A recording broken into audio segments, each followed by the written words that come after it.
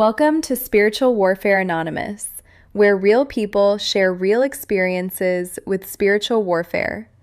Spiritual warfare is very real, and it can affect ordinary people in ways they don't always understand. Our mission is to spread awareness, encourage discernment, and share stories that may help others recognize patterns and regain their power. If you'd like to share your experience battling spiritual warfare, send your story to the email address in the bio. Now let's get into today's story. He thought it was love. That was the first mistake. His name was Marcus, a hard-working man in his late 20s who spent most of his days buried in long shifts, late-night emails, and weekend catch-up sleep. Dating had never been a priority until he met her. They connected on a dating app. Her profile felt perfect. Too perfect. Soft smile, warm energy, the kind of presence that made him pause longer than he planned to. Within days, they were talking nonstop. Within a week, they met. And within a month, Marcus was spending almost every night at her apartment. Her name was Alina, and she always insisted on cooking for him.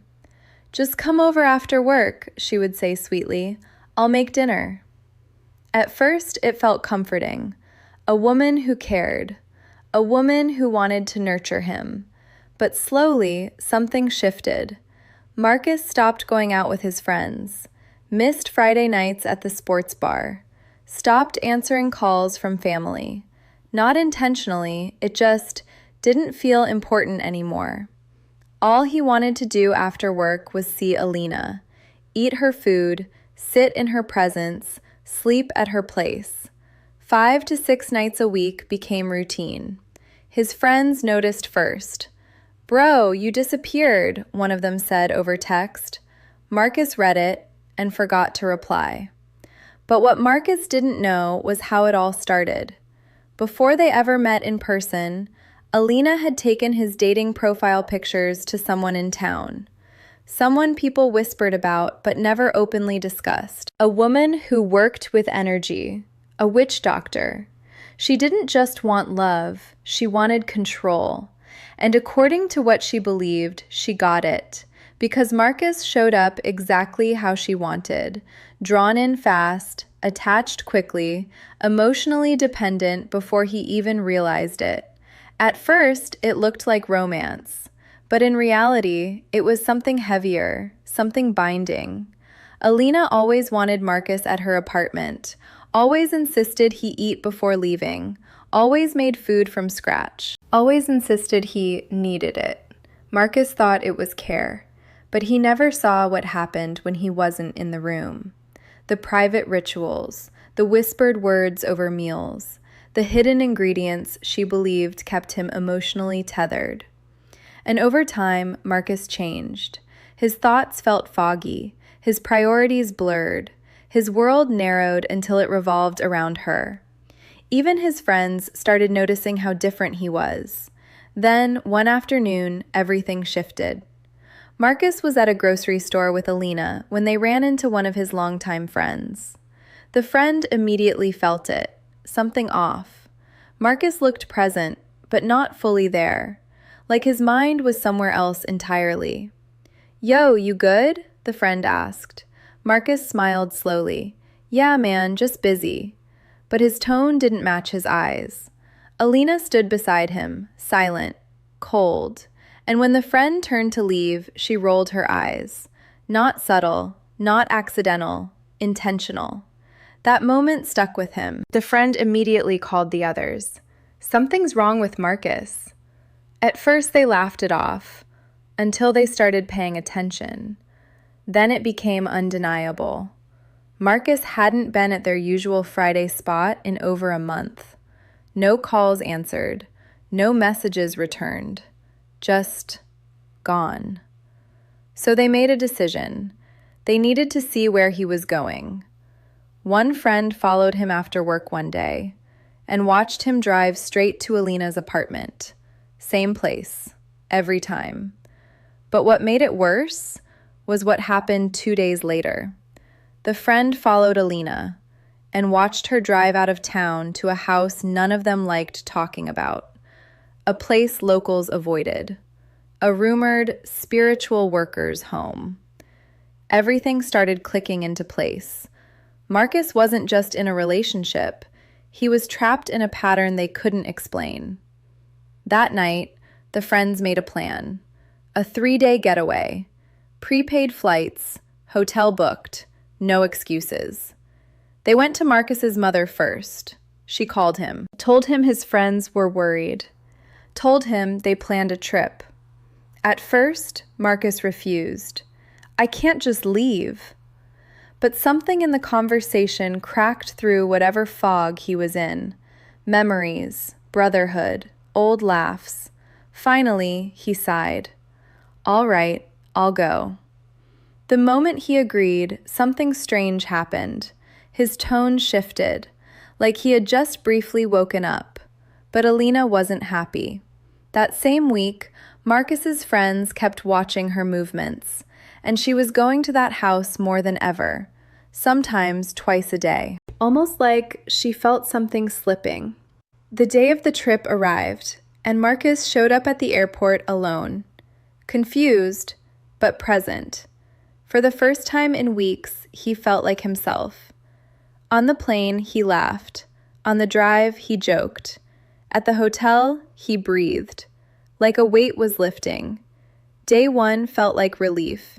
Day 2 felt like recovery. They went out, ate, laughed, reconnected. And then they finally told him everything. "What we've been seeing, it's not normal, bro." Marcus defended her at first. "She's just caring. She cooks for me. She's different." Until one of the friends showed him something on his phone. Symptoms of a love spell. Obsessive attachment patterns. Isolation behavior.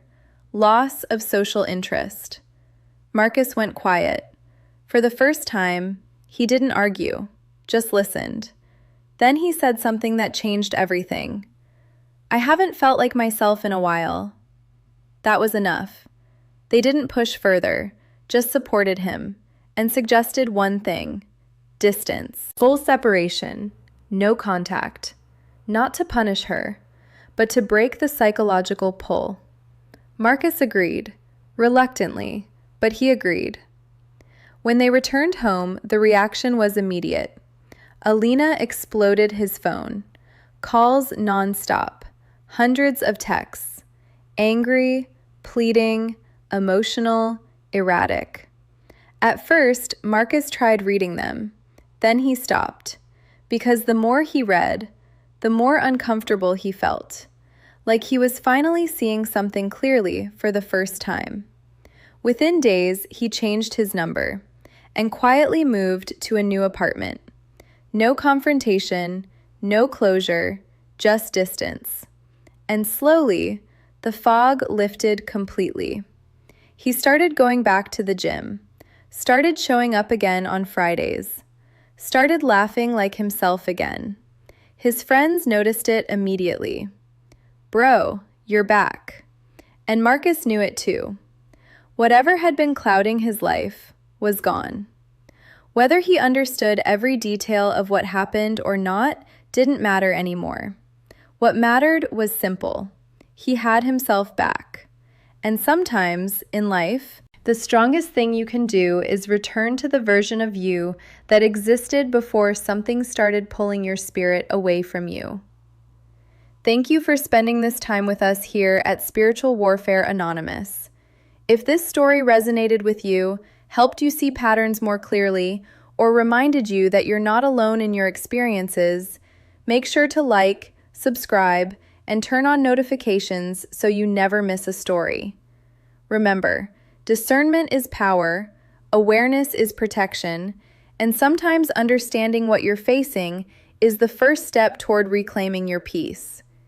If you have a spiritual warfare experience you'd like to share anonymously, send it to the email address in the bio. Your story could help someone else more than you know.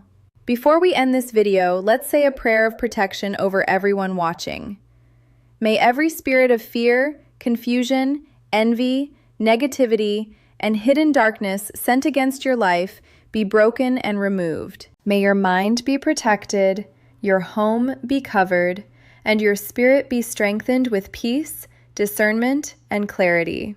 May every evil intention directed toward you return powerless, and may no weapon formed against you prosper. Let your path be guided by light, wisdom, healing, and divine protection over you and your bloodline. And wherever you go, may peace walk with you and protection surround you always. Amen. Until next time.